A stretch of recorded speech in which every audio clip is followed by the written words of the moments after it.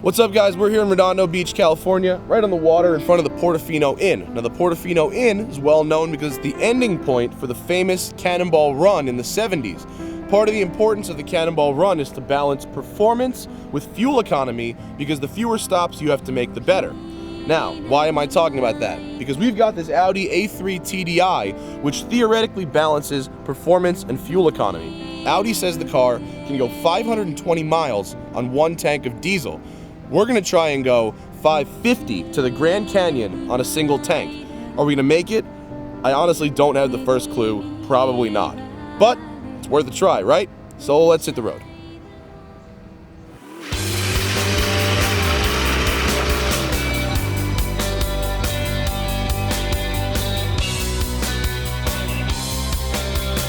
You thought Lotus, what you were really thinking of was this.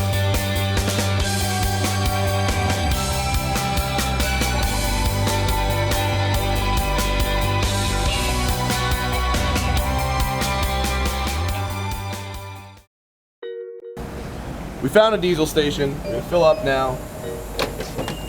Interesting thing is, at this station, diesel's $3.20 a gallon. Across the street, it's $3.90 a gallon. So I don't know what the consistency is from station to station of diesel pricing, but in this area, there doesn't seem to be much of it. Having said that, diesel is about the same here as 91 octane is what you'd have to put in the Audi 2.0 gas engine anyway. So you're doing better. So here's the strategy. The Audi's diesel tank holds 14.6 gallons, and we topped it off right before we left. We pumped up the tires to 50 PSI, which is only about 5 PSI over what Audi does, to maximize our efficiency. Mythbusters told us that we can use the AC without draining pretty much, and I'm certainly not sitting in the car for 8 hours with no air conditioning. Forget that. We've also cleaned the car. What we need to do for the 550-mile drive is average 38.7 miles per gallon, which is going to be pretty difficult. Audi's peak optimal fuel economy is 42, but in mixed driving, who knows what kind of traffic we're going to encounter, so we're at 37.6 and climbing 6.7 miles into this drive. I'll keep you posted.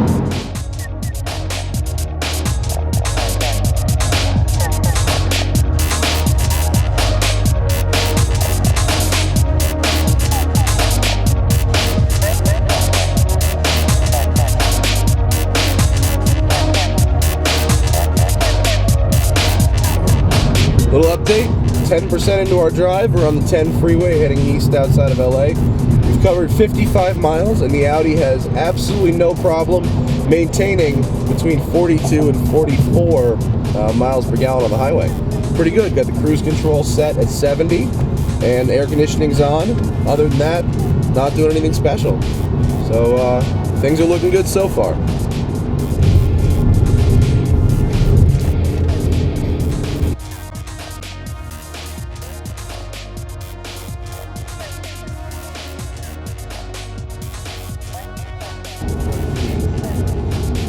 Nothing special. Really big, scary guy.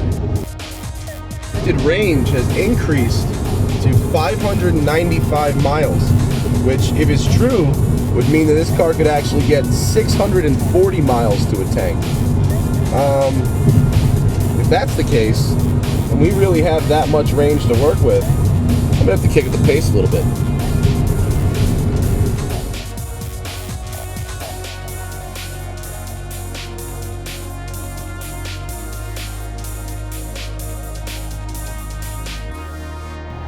Vidal Junction. We're in Vidal, California. This is Vidal, all of it. And about halfway through our journey, car's getting 41 miles to the gallon, and it looks like we're going to be cutting it pretty darn close. It shows a range of 290 miles and a distance to go of 290 miles. So it looks like at this point, anything can happen, and the terrain and traffic are going to dictate. So what do you say we hit the road, huh?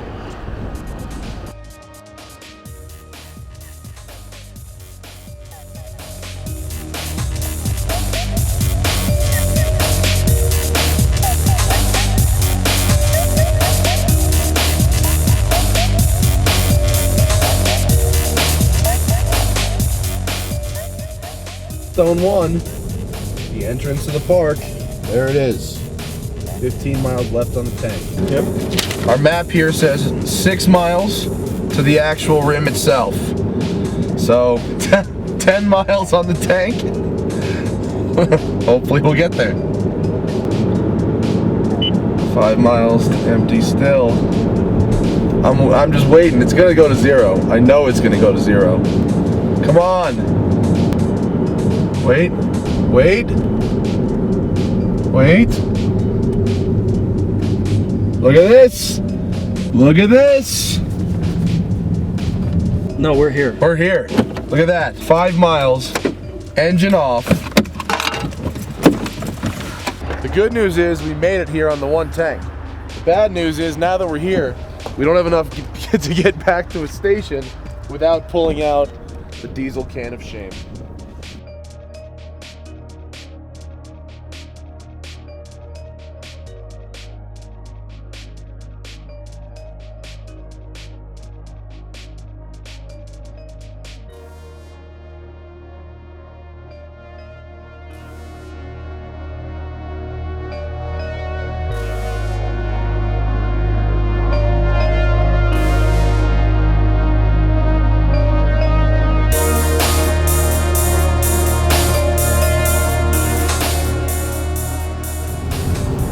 When you're driving long distances, such as what we're doing right now, or a Cannonball for that matter, you want a car that balances fuel economy with performance. You don't want to have too much of one, not enough of the other. For instance, Lamborghini, tons of performance, no fuel economy, terrible long distance car. Prius, great fuel economy, no performance, terrible long distance car. The A3 TDI seeks to find a happy medium in between the two, if one exists. Now, we've proven yesterday that you can go 550 miles on 1 tank of diesel. We averaged 38.8 miles per gallon, and honestly, we could have done better if I didn't need to drive as fast, or if we weren't going up a 6,000 foot elevation the entire time.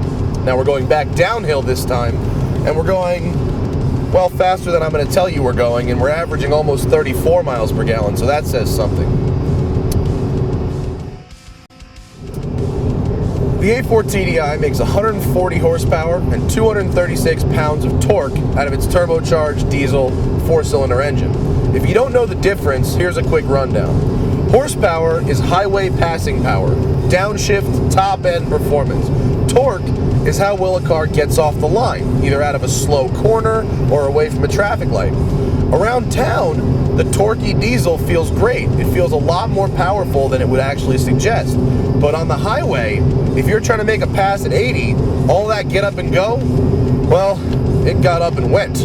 And passes at 80 miles an hour can be pretty scary in this car. The A3 is essentially a more upscale version of the Volkswagen Golf. My favorite things about the A3, first of all, overall build quality, as usual, totally stellar.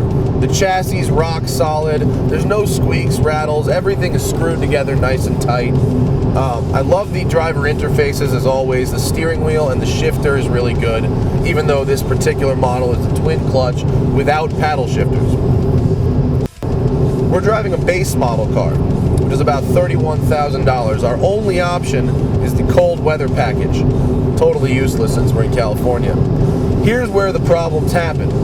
A fully loaded Golf TDI is nicer than and less expensive than a base model A3 TDI. If you want to get the A3 with the nice options like the sports seats, paddle shifters, sunroof, xenons, you're talking $38,000. And $38,000 is a ton of money to spend on an Audi that's an economy car, especially one that doesn't have all-wheel drive, which this car doesn't have.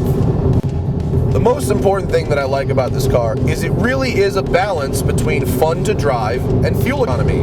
I'm pretty sure at 8.5 seconds to 60, it's the fastest car you can buy that will also get more than 40 miles per gallon. It's fun to drive in the canyons, and if you try, you can easily get 45 miles per gallon in this thing. For long highway trips, it's a great car. The biggest problem I have with it is actually an internal problem. The fact that you can buy a Golf TDI, which is the same size, has the same engine, the same transmission, the same suspension, and a lot of the same features for a lot less money. Plus, who buys an Audi that isn't all-wheel drive? Nobody. Everybody buys. This is the only Audi I've ever driven that isn't all-wheel drive. I've never even seen one.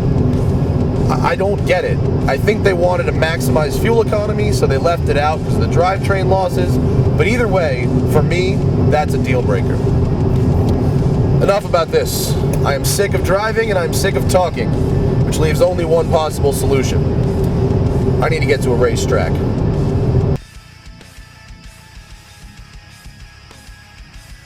Well, we solved the problem of whether or not the A3 is a sporty economy car. It is. The question is it an economical sports car? So let's do a lap and find out. Here we go. A lot of understeer, a lot of tire noise coming. Stickier set of rubber. But these are not bad.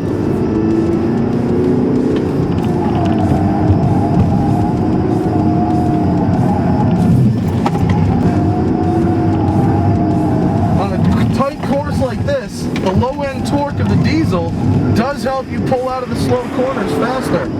Except on the straightaway, when you get to the top end and it wants to shift, the power really starts to die off there.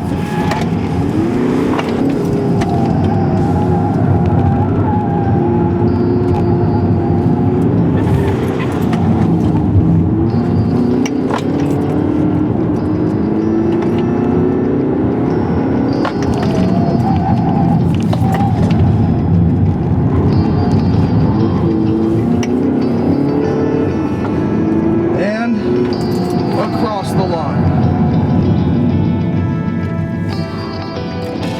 There we go.